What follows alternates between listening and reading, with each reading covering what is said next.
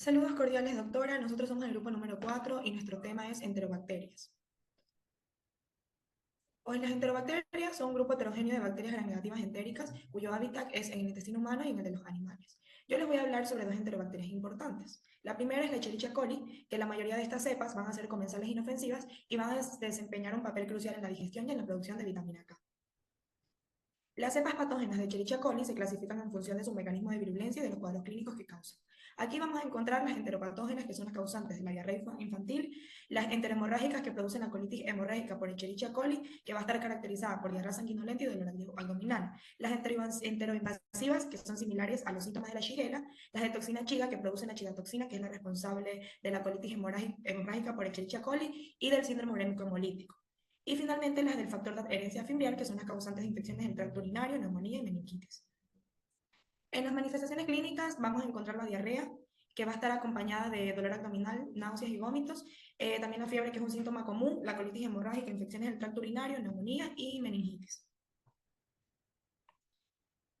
Tenemos en su tratamiento que primero vamos a necesitar la rehidratación para compensar la pérdida de líquidos y electrolitos y también la administración de antibióticos. Esta va a depender de la cepa de Escherichia coli y de su patrón de resistencia. Ahora vamos a hablar de la Shigella. La Shigella es un género de bacterias gram-negativas con forma de bacilo que causan la disentería bacteriana. Es una enfermedad caracterizada por diarrea sanguinolenta, al igual que la Escherichia coli, fiebre, dolor abdominal, y aquí vamos a encontrar el tenesmo, que es el dolor rectal con urgencia al defecar. Las especies importantes de Shigella van a ser la Shigella dysenteriae, la Flexneri, la Sonnei y la Bodi. En su diagnóstico tenemos la historia clínica, el examen físico, también las pruebas de laboratorio. Y en las manifestaciones clínicas vamos a encontrar la diarrea, el dolor abdominal, el tenesmo y la fiebre.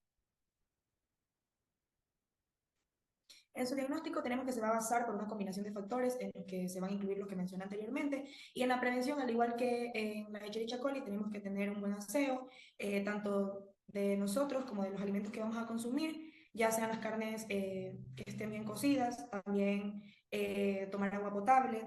Y en su tratamiento tenemos que estas se resuelven por sí solas en 1 o 2 semanas, y si esto no pasa, pues se deben administrar antibióticos como la ciprofloxacina o la amoxicilina. Y también es importante la rehidratación oral y intravenosa. Listo. Continuando con el tema, yo les voy a hablar sobre lo que es la salmonela. La salmonela, alguno de los síntomas que va a tener va a ser lo que es diarrea, fiebre, dolor abdominal, y en algunos casos van a surgir complicaciones más graves, que estos van a ser la septicemia, que es un fallo multiorgánico, la deshidratación provocada por la diarrea, y el síndrome de Reiter, una afección de articular que se da a personas con el gen HLA-B27. Su diagnóstico se lo puede diagnosticar por medio de lo que es historia clínica, el examen físico y también las pruebas de laboratorio. Y el tratamiento no va a requerir tratamiento, ya que el cuerpo lo elimina por sí solo. En infecciones graves es necesario recetar lo que son los antibióticos y es fundamental lo que es la rehidratación oral o intravenosa, fundamentalmente para lo que es pérdida de electrolitos y líquidos. Como siguiente bacteria tenemos las pseudomonas, que algunas de las enfermedades que va a dar va a ser infecciones del tracto respiratorio, como neumonía, bronquitis, traquitis, tracto urinario, cistitis, pielonefritis, de piel y tejidos blandos, foliculitis, celulitis y piomicitis, y sepsis, que puede provocar un shock séptico y una falla multiorgánica.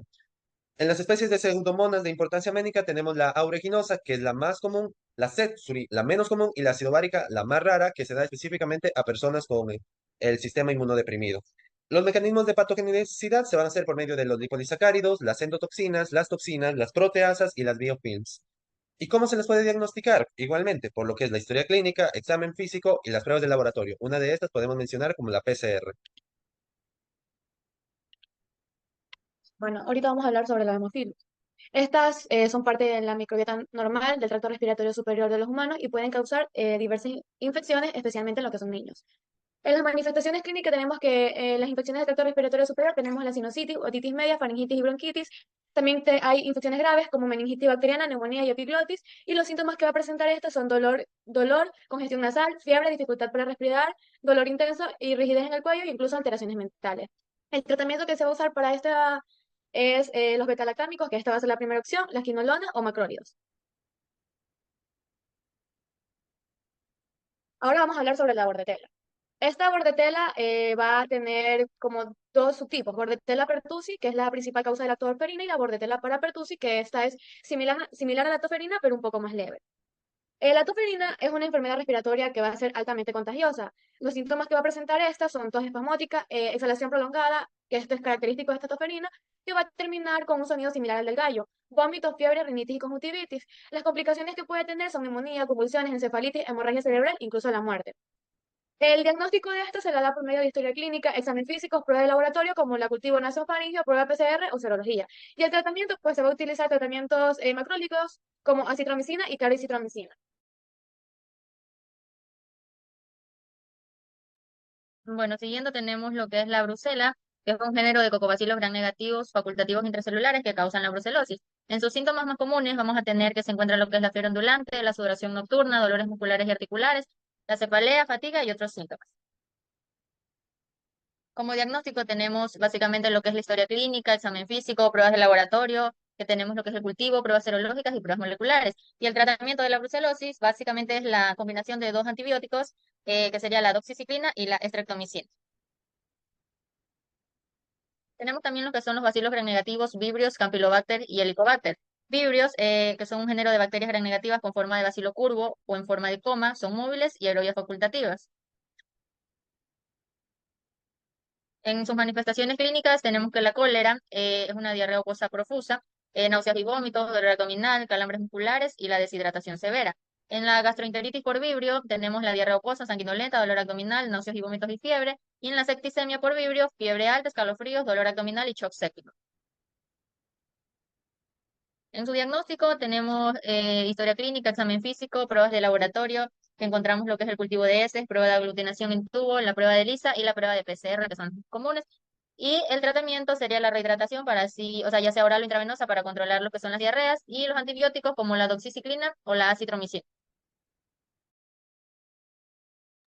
Continuando, tenemos el Campylobacter, que esta va a ser la principal causa de enfermedades diarreicas bacterianas en el mundo. En sus manifestaciones clínicas tenemos que la enteritis por Campylobacter puede producir diarrea, dolor abdominal, fiebre, náuseas, vómito, dolor de cabeza y cansancio.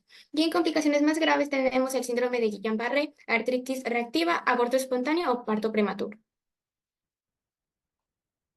Para su diagnóstico tenemos la historia clínica, el examen físico, pruebas de laboratorio como el cultivo de heces, pruebas de aglutinación en tubo, pruebas de ELISA y pruebas de PCR.